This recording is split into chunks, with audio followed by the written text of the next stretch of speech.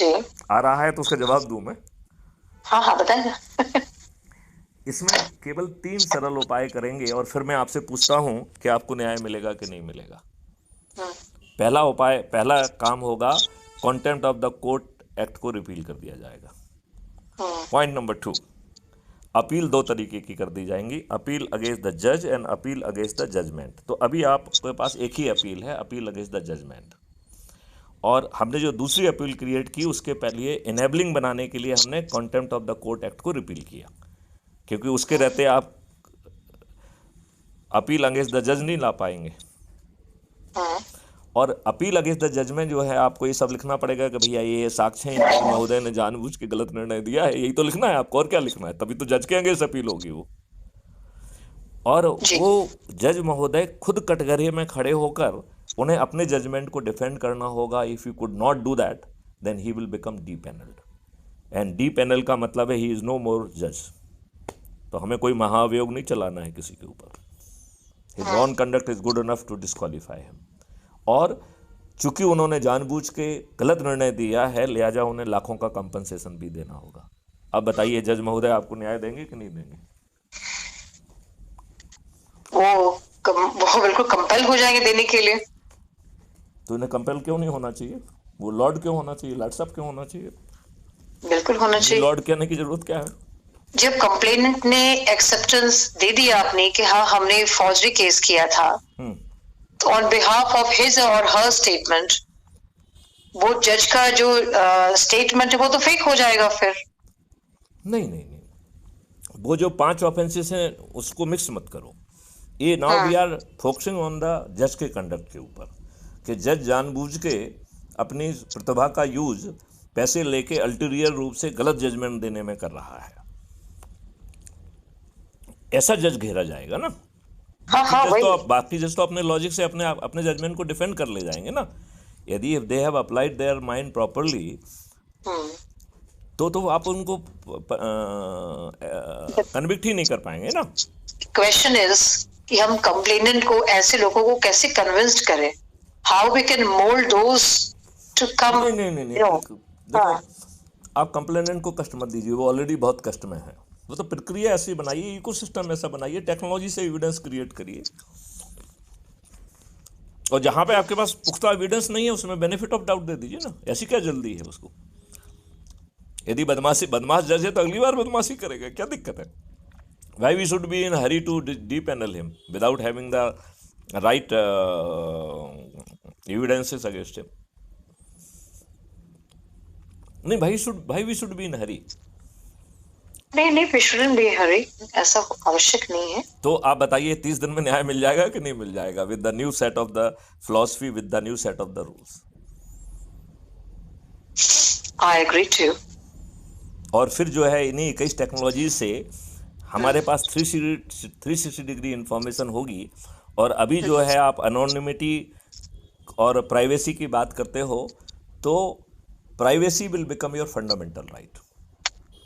But privacy जो है is to the, not to the God.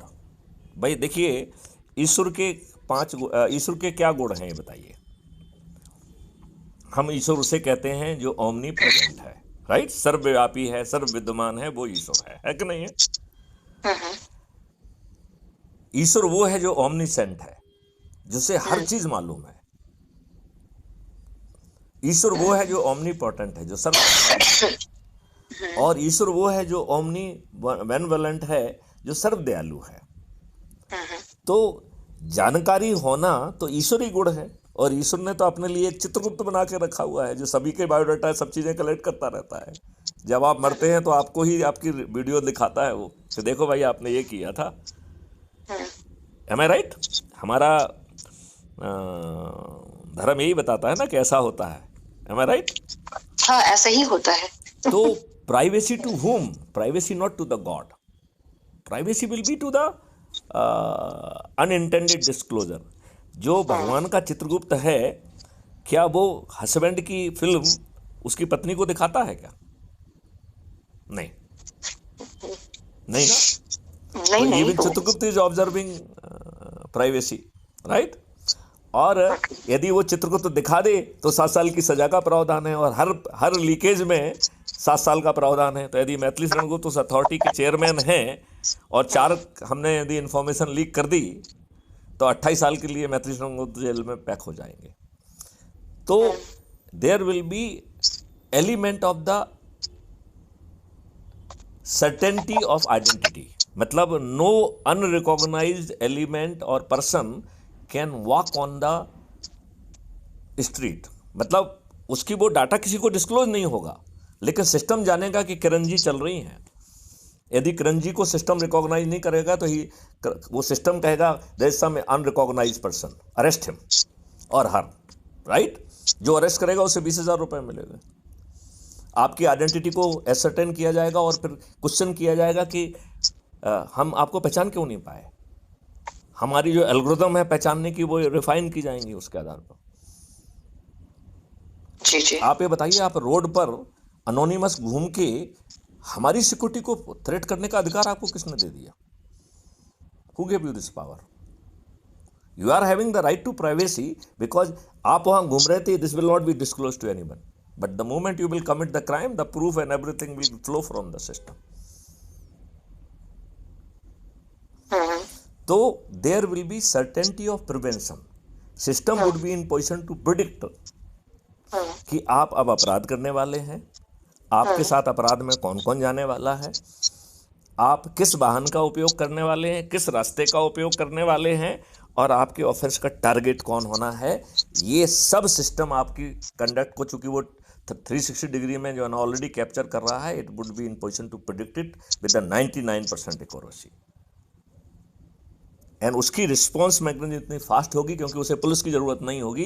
वो जो भी आसपास अवेलेबल होगा, जब वो डिसाइड करेगा कि यस किरण को अरेस्ट करना है, तो जो पास में होगा उसको पावर देगा और उसको पैसे मिलेंगे उसके।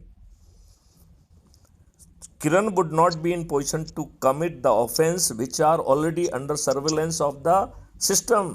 सिस्टम को मालूम है कि किरण अपराध करने के लिए निकली है। With 99.9% accuracy Kiran would be arrested before she could commit the crime. ऐसी सर्टेनिटी ऑफ प्रिवेंशन।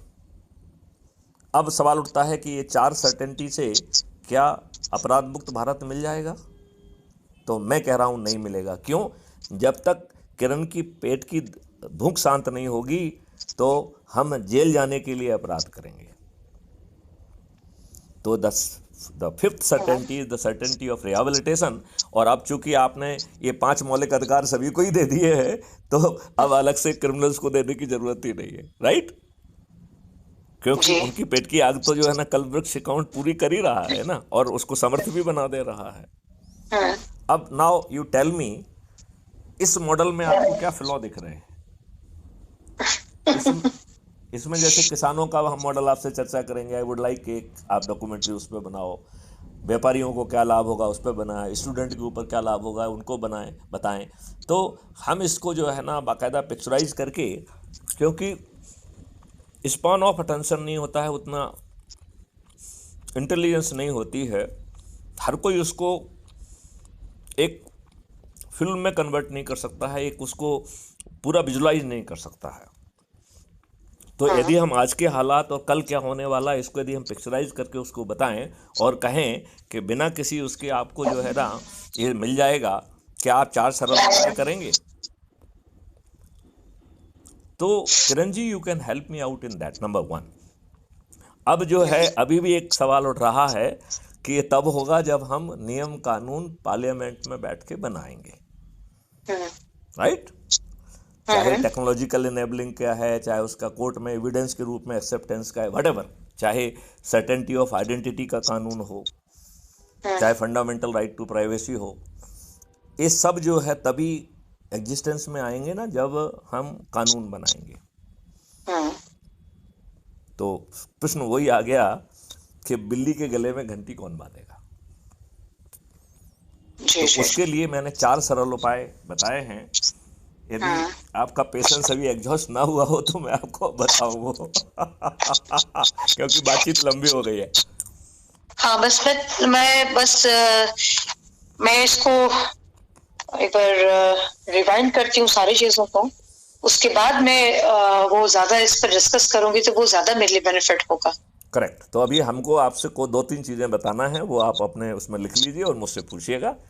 पहली चीज़ जरूर आपको जरूर। बताना है, हाँ पूछना है कि वो 4 सरल उपाय क्या हैं जिसमें बिना पैसे हाँ खर्च किए, बिना जो है जुलूस निकाले, बिना धरना दिए, बिना हस्ताक्षर अभियान चलाए, बिना कलेक्टर, एसपी, मंत्री, मुख्यमंत्री को ज्ञापन दिए, बिना किसी कोर्ट कचहरी में पिटीशन या पीआईएल लगाए, बिना जंतर हाँ मंतर पे या रामलीला मैदान पे धरना दिए, बिना जो है रेल रोके, बिना चक्का जाम किए, हाँ हम 4 सरल उपायों के तहत मात्र 9 दिन में 100 करोड़ हो जाएंगे।